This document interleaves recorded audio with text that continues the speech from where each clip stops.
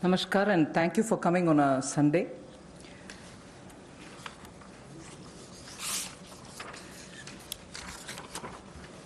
Today marks the last of the tranches of announcement subsequent to Prime Minister's address to the nation.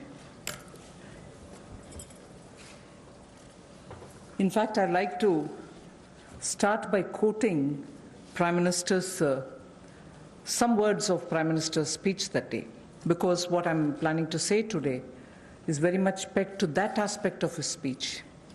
And I quote, "As a nation today, we stand at a very crucial juncture." He spoke in Hindi, and a version of it in English has been translated. I'm using that.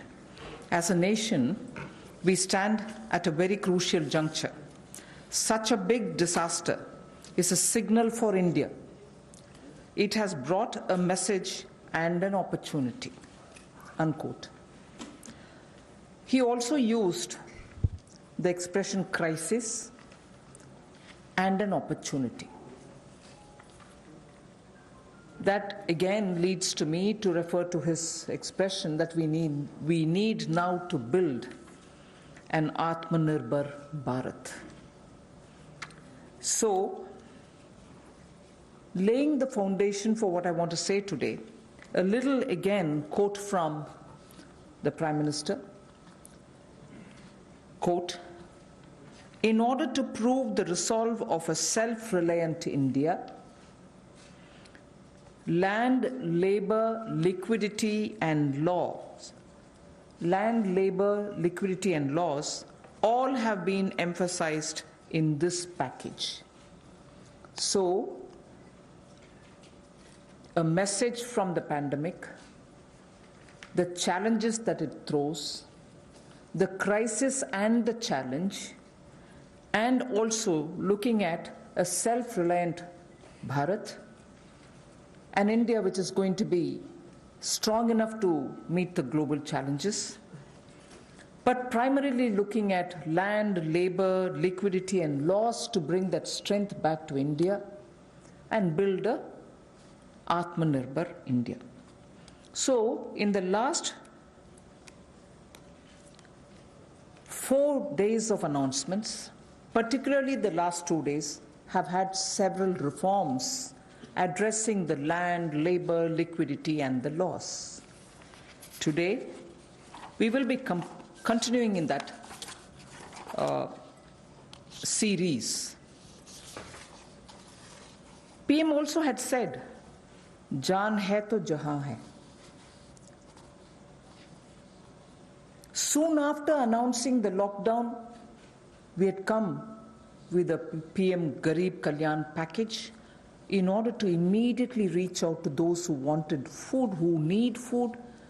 We were not doing a favor to them, it was our duty.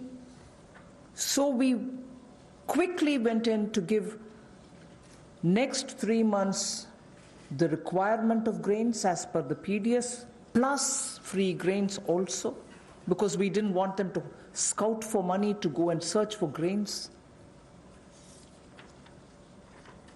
Pulses were also given for 3 months in advance.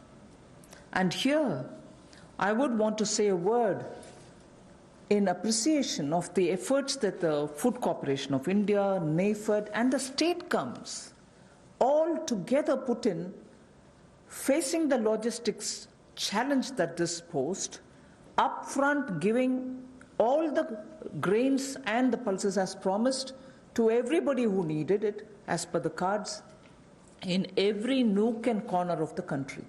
It was a logistic challenge. Although the FCI and the NAFED and the state governments are quite adept at doing it, but all at one go upfront was a major issue because huge quantities had to go. But notwithstanding the lockdown, I again want to say the FCI, the NAFED and the state governments all came into the picture, made sure that quantity of grains were lifted and gave them the workers who couldn't travel back, who actually could procure the grains from their cards. But there were also workers who couldn't go back to their homes, who stayed in the camps, because PM had very clearly said early, in one of his early messages, stay where you are.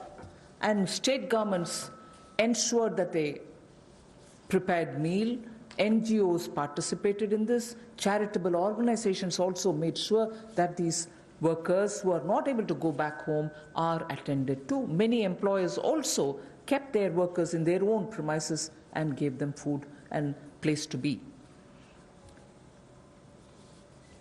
The PM Garib Kalyan used the technology available and therefore was able to do direct benefit transfer of cash for the various categories. I just want to quote some of these numbers now before I begin today's issue, because of the size of what is shown in these figures. The number of people to whom directly to their accounts money could reach because technology, direct benefit transfer technology, was in time adopted and implemented with such missionary zeal over the last 4 years. Otherwise, this wouldn't have been possible at all.